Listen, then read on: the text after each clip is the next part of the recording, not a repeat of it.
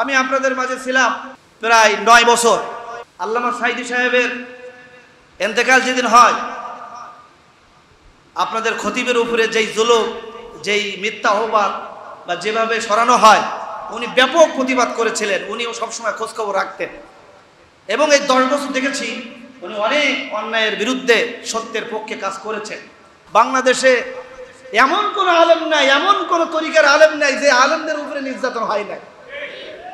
সবাই ক্ষতিগ্রস্ত হয়েছে।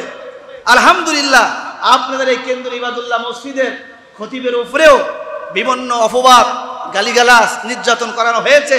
আমাকে আপনাদের সামনে একটু বিদায়ও নিতে দেয়নি, ঠিক কি না? থানা থেকে ফোন, বিভিন্ন অফিস থেকে ফোন, যাই হোক সেগুলো আমি আর বলতে চাই না। আপনারা জানেন এই যে সমস্ত কোরবানি, সমস্ত স্যাক্রিফাইস, রক্ত, চোখের পানির বিনিময়ে এই যে পরিবেশ দান করলেন, এই পরিবেশটা যদি আমরা ইসলামী পরিবেশ রূপান্তর না করতে পারি, কাল কিয়ামতের ময়দানে সবাইকে জবাব দেওয়া লাগবে। বাংলাদেশের জনগণ, তোমাদেরকে আমি একটা পরিবেশ দিয়েছিলাম, তোমরা সময় মতন কাজে লাগাতে পারো না। আপনারা জানেন আফগানিস্তানের ইতিহাস, এমন একটা পরিবেশ তৈরি হয়েছে, ইসলামী পরিবেশ, মানুষের জানের নিরাপত্তা, মালের নিরাপত্তা, ইজ্জতের নিরাপত্তা হয়েছে। কথা বলেন ঠিক না বেটি? এই দেশে যতদিন পর্যন্ত ইসলামে বিজয় না হবে, মুসলমানদের প্রকৃতপক্ষে বিজয় এখনো হয় না।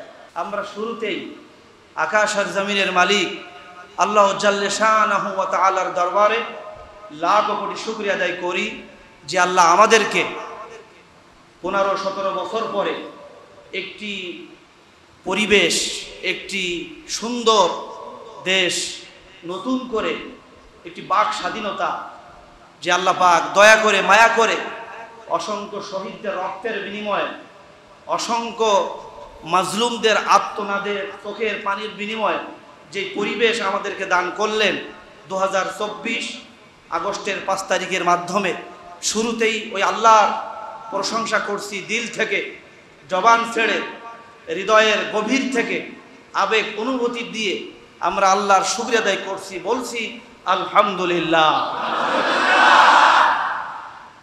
তিনি যদি দয়া করে এই পরিবেশ না তৈরি করতেন, হয়তোবা আজকে আমরা এখানে এই পরিবেশ আমরা আসতেও পারতাম না, সুযোগও আমাদের হতো না। সুতরাং আমরা সমস্ত ক্রেডিট,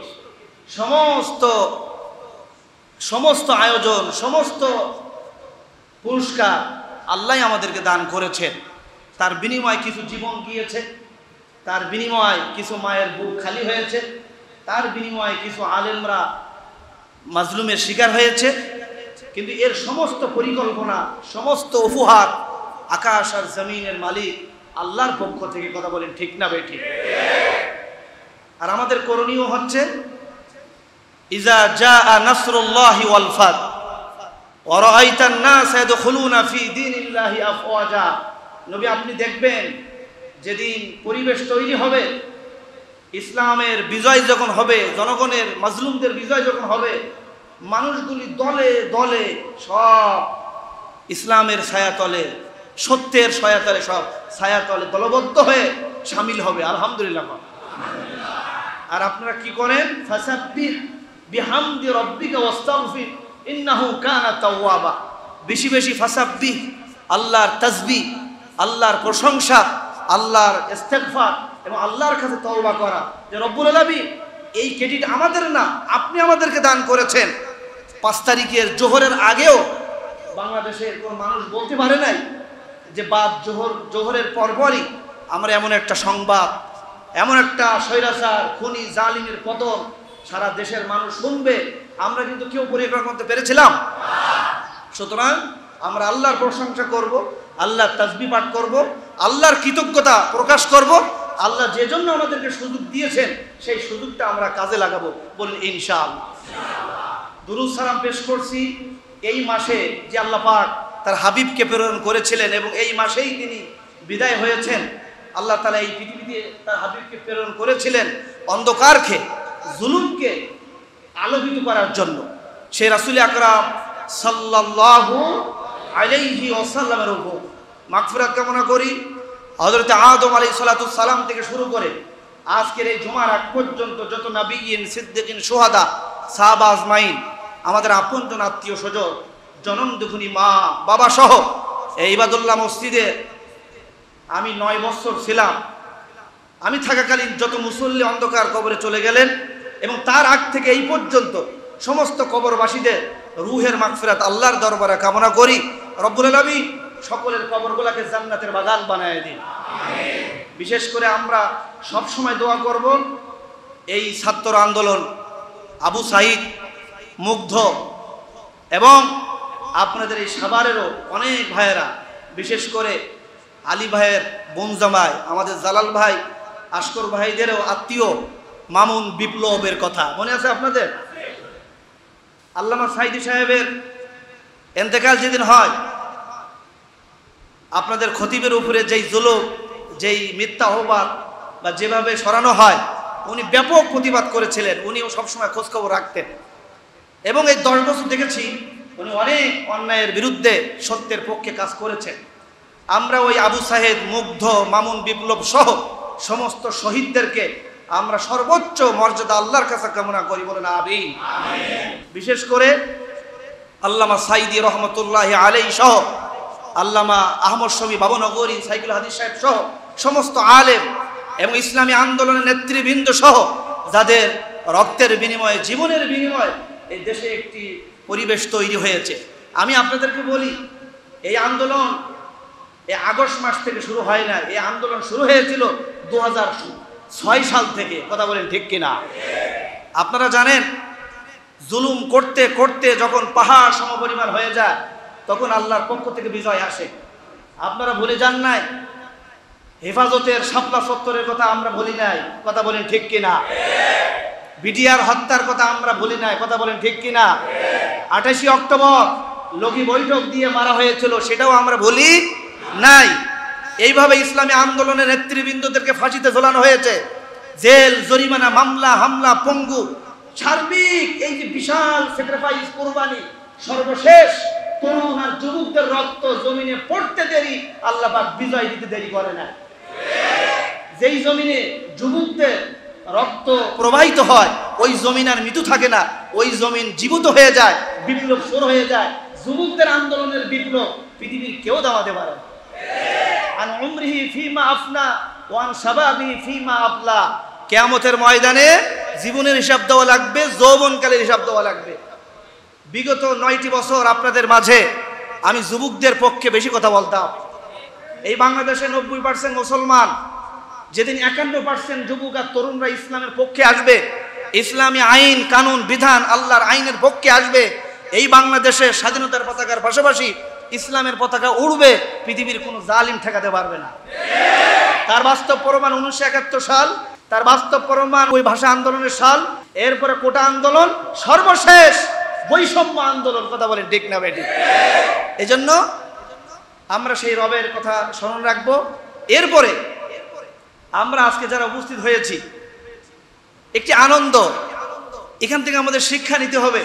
আল্লাহ আমাদেরকে সুযোগ দিয়েছেন, এই সুযোগকে ইসলামী পরিবেশ তৈরি করা। কি পরিবেশ তৈরি করা ভাই? আপনার জুলুম, নির্যাতন, মামলা, হামলা, বাক স্বাধীনতা সব বন্ধ হয়েছে, এটা স্বাভাবিক পরিবেশ তৈরি হয়েছে। কিন্তু এই পরিবেশটাকে ইসলামী পরিবেশে রূপান্তর করা, এটা আমার উপরে না, সমস্ত মুসল্লিদের উপরে দায়িত্ব। আর এই জন্য এই মাসে আল্লাহ পাক তার হাবিবকে প্রেরণ করেছিলেন। আল্লাহ পাক বলেন, হুয়াল্লাযী আরসালা রাসূলাহু বিল হুদা ওয়া দীনিল হক। নবী, আপনাকে প্রেরণ করা হয়েছে সমস্ত মতবাদ, সমস্ত সংবিধান, সমস্ত ধর্ম মত সব নিচে রেখে ইন্না দীনা ইনদাল্লাহি ইসলাম, ইসলামটাকে আপনি বিজয় করবেন, এই জন্য আপনাকে প্রেরণ করা হয়েছে। শুধু তাই নয়, আমরা সেই রাসূলের উম্মত, রাসূলকে আমরা সবচাইতে ভালোবাসি কি বাসি না? আল্লাহ পাক বলেছেন, লাকাদ কানা লাকুম ফি রাসূলিল্লাহি উসওয়াতুন হাসানাহ। তোমরা তোমাদের রাসূলের উত্তম আদর্শকে তোমরা মেনে নাও, পৃথিবীর আর কারো আদর্শ তোমাদের মানার দরকার নাই। আর আল্লাহর পক্ষ থেকে আদেশ আমি তেলাওয়াত করেছি, ইয়া আইয়ুহাল্লাযীনা আমানু, সূরা নিসা, আতিউল্লাহ ওয়া আতিউর রাসূল ওয়া উলিল আমরি মিনকুম। হে ঈমানদারেরা, আল্লাহর আনুগত্য করো, রাসূলের আনুগত্য করো। রাসূল নাই, কিন্তু রাসূলের ওয়ারিস যারা, নেতৃবৃন্দ যারা, ইসলামের ধারক বাহক যারা, ওয়া উলিল আমরি মিনকুম, তাদের নেতৃত্ব মেনে নাও, তাদের সাথে উঠা বসা করো। যদি করতে পারো, আমানুত্তাকুল্লাহ ওয়া কুনু মাস সাদিকিন, তোমরা সত্যবাদীদের সাথে শামিল হও, আল্লাহ তোমাদের সাথে থাকবে। শুধু তাই নয়, এরপর আল্লাহ বলেছেন কুল ইন কুনতুম তুহিব্বুনাল্লাহ ফাত্তাবিউনি ইউহিব্বুকুমুল্লাহ। নবী আপনি বলে দিন তারা যদি আমাকে পেতে চায় রাসূলের অনুকরণ করুক, যদি করতে পারে ওয়ায়াগফির লাকুম যুনুবাকুম, আল্লাহ পাক পিছনে সব গুনাহ মাফ করবে।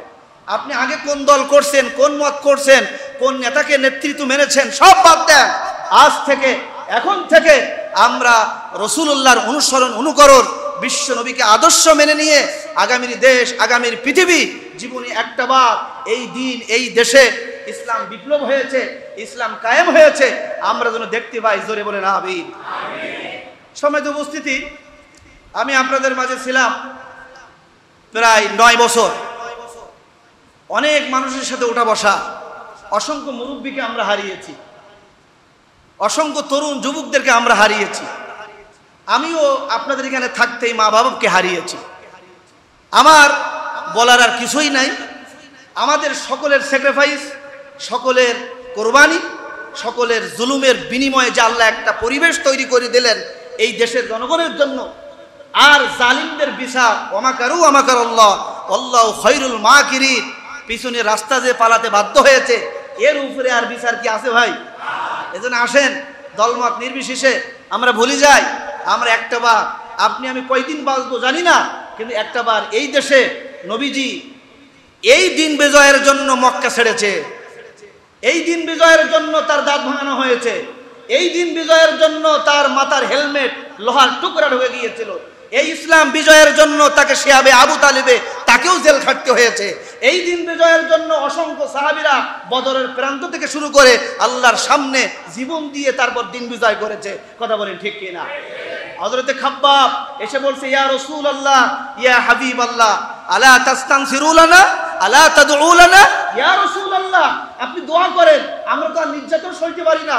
নবীজি বলেছিলেন, ওয়াল্লাহি লা ইউতাম্মান্নাল্লাহু হাযাল আমর হাত্তা ইয়াসিরার রাকিবু মিন সানা ইলা হাজরামাউত। খাব্বাব মার খাও, নির্যাতনের শিকার হও, মামলা হোক, হামলা করুক, স্বীকার করতে থাকো, ইমানের পথে অটল অবিচল থাকো। ওয়াল্লাহি আল্লাহর নামে কসম করি একদিন ইসলামের বিজয় হবে। আলহামদুলিল্লাহ। বাংলাদেশে এমন কোন আলেম নাই, এমন কোন তরিকার আলেম নাই যে আলেমদের উপরে নির্যাতন হয় নাই, সবাই ক্ষতিগ্রস্ত হয়েছে। আলহামদুলিল্লাহ। আপনাদের এই কেন্দ্র ইবাদুল্লাহ মসজিদের খতিবের উপরেও বিভিন্ন অপবাদ, গালিগালাজ, নির্যাতন করানো হয়েছে। আমাকে আপনাদের সামনে একটু বিদায়ও নিতে দেয়নি, ঠিক কি না? থানা থেকে ফোন, বিভিন্ন অফিস থেকে ফোন, যাই হোক সেগুলো আমি আর বলতে চাই না। আপনারা জানেন এই যে সমস্ত কোরবানি, সমস্ত স্যাক্রিফাইস, রক্ত চোখের পানির বিনিময়ে এই যে পরিবেশ দান করলেন, এই পরিবেশটা যদি আমরা ইসলামী পরিবেশ রূপান্তর না করতে পারি, কাল কিয়ামতের ময়দানে সবাইকে জবাব দেওয়া লাগবে। বাংলাদেশের জনগণ, তোমাদেরকে আমি একটা পরিবেশ দিয়েছিলাম, তোমরা সময় মতন কাজে লাগাতে পারো না। আপনারা জানেন আফগানিস্তানের ইতিহাস, এমন একটা পরিবেশ তৈরি হয়েছে, ইসলামী পরিবেশ, মানুষের জানের নিরাপত্তা, মালের নিরাপত্তা, ইজ্জতের নিরাপত্তা হয়েছে। কথা বলেন ঠিক না বেটি? এই দেশে যতদিন পর্যন্ত ইসলামে বিজয় না হবে, মুসলমানদের প্রকৃতপক্ষে বিজয় এখনো হয় না। একটি পরিবেশ তৈরি হয়েছে। এজন্য আসুন আমরা দোয়া করি। ইবাদুল্লাহ মসজিদ সারা দেশব্যাপী এই মসজিদকে চিনে, ঠিক কি না? কিছুদিন আগে আমার এক উস্তাদ মুহাদ্দিস মাহমুদুল হাসান, মিসবাহুল কামিল মাদ্রাসা শিক্ষক, উনি আমেরিকা নিউ ইয়র্কে একটি প্রোগ্রামে গেছেন। আমি কোনো একটা ইস্যুতে আমি তার সাথে কথা বললাম, বলতে বলতে আমাকে বললেন, মাওলানা হুজাইফি তুমি কি এখনো ইবাদুল্লাহ আসো? একটু চিন্তা করেন, আমি কিন্তু বাংলাদেশে, উনি কোথায়? নিউ ইয়র্কে। এরপর মিজানুর রহমান আজহারি ভাইয়ের সাথে কয়েকবার কথা। একবার আজহারি ভাই এই দেশ থেকে যখন বের করে দিয়েছিল, এই মিম্বার থেকে জোর গলায় আমরা প্রতিবাদ করেছিলাম, সেই ভিডিওটা গোটা দেশ দেখেছে। আজহারি ভাই আমার ইনবক্সে এবং আমাকে ধন্যবাদও দিয়েছে। মুফতি আমির হামজা ভাই থেকে শুরু করে ডক্টর মুফতি আবুল মাদুদ বাসার থেকে শুরু করে ইবাদুল্লাহ মসজিদের এই ঘটনা গোটা বাংলাদেশ সবাই জানে। তো যাই হোক, এই মসজিদের অবদান, এই মসজিদের পরিবেশ, এই মসজিদের প্রসার, এটা আমার কোনো ক্রেডিট নয়, এটা আপনাদের। আপনারা সত্যের পথে ছিলেন, বিশেষ করে এই মসজিদ কমিটি, মুসল্লি, তরুণ যুবক বন্ধুগণ, আপনারা সত্যের পথেই থাকবেন।